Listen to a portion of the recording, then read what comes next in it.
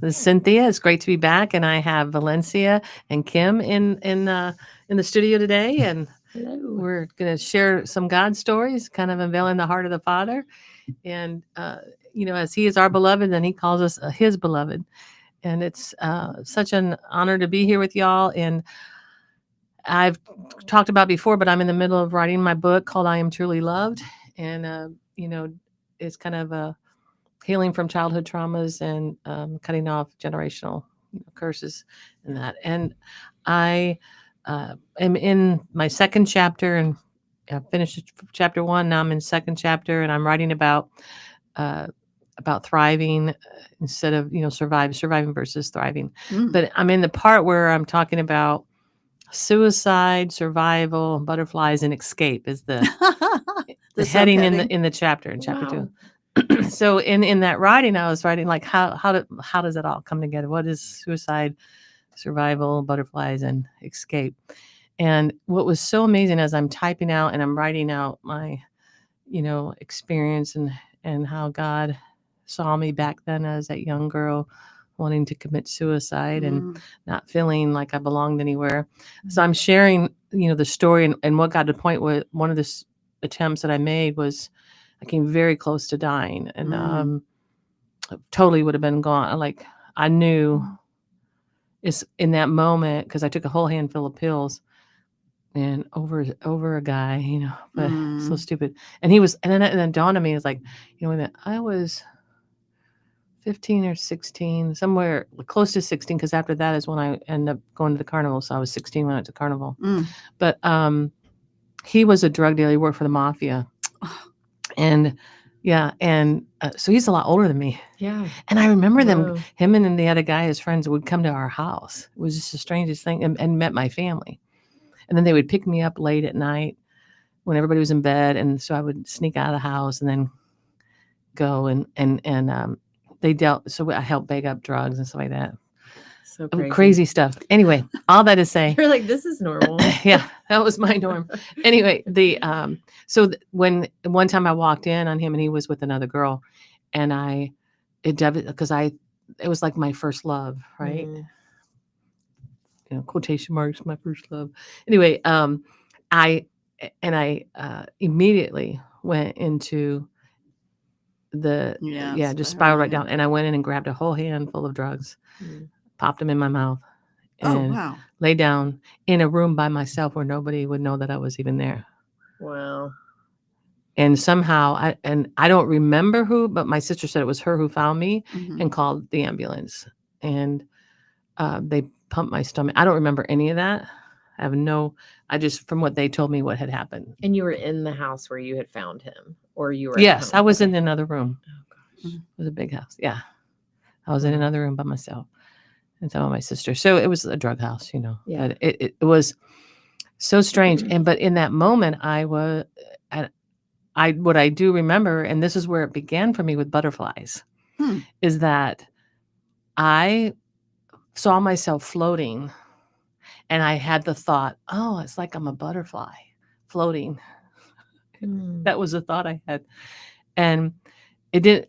And so in that moment I was floating, and I was in total darkness, and I saw like a glimmer of light. Wow. And then the light was coming towards me. And I just got overwhelmed with like peace and love. And it was just and I didn't want to go back. Like I wanted that light. I wanted that light. And I heard a voice say, it's not your time. You need to go back. But I don't want to go back. And, the next thing I know, I don't even remember that I woke in the hospital, but it was like just such a glimmer. I think because the drugs were so strong. And then when I got back home or whatever, it was like a few days of just processing. Like I don't even remember what all happened to me. But at that moment, and as I'm typing and writing in the book about that experience, is that was the time. And then I took off to the carnival, and then I went to Disney. Then I was harmed and got into prostitution and all that stuff. And the thing that I did is I disassociated. I would take and disassociate and become a butterfly. So I would be up above, not even wanting to look at what was happening to me Yeah. or what I was partaking in, right? Wow. And so, and I realized every time I was doing that, I was looking for that That light. love and that Yeah. peace. Wow. Yeah. And so I'm typing, I realized I never made the full connection until today. Yeah. Till today? Till today. The Wow. full connection of Gosh. it all. Wow. I always knew I loved butterflies, and I Uh-huh. knew, and I would talk about how I escaped and became, I would become like a butterfly, but I never knew the connection came from back when I had tried to commit suicide. Hmm. I always that thought it was is so because of the wild. prostitution, but it was really because I experienced death. Mm-hmm. Isn't that wild? That is wild. And I was like, So did you know Jesus, like fully know him at that point in time? not at all. No. And was that your is that like part of your conversion story? I'm sorry. I've never shared that as my conversion story.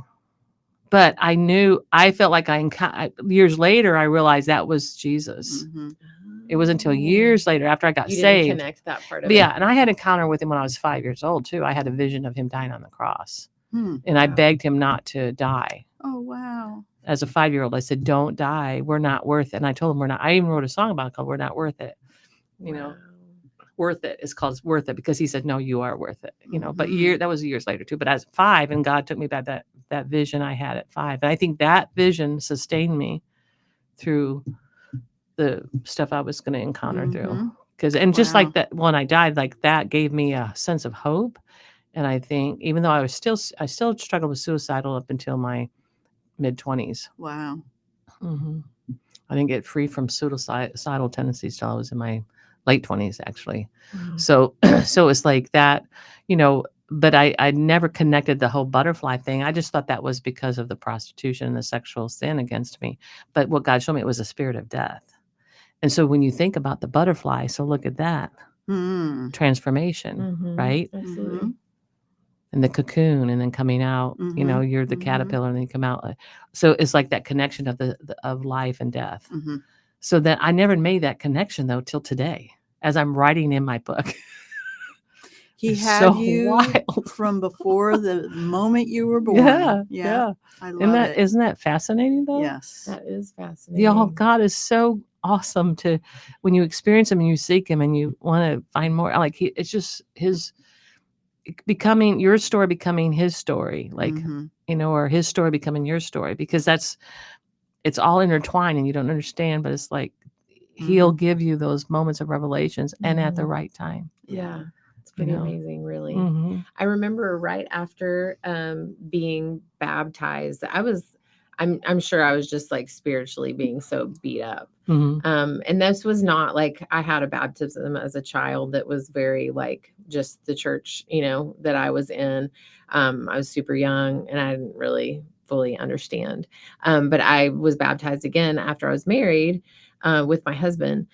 And right after that, it was I was just struggling. I remember just crying, and I was organizing some things because we had just moved to a new apartment, and I opened up this tablecloth that we had used at our wedding. And I don't even think it had been used. It had been like probably a year. It was really weird. But inside it was this big green caterpillar. Really big.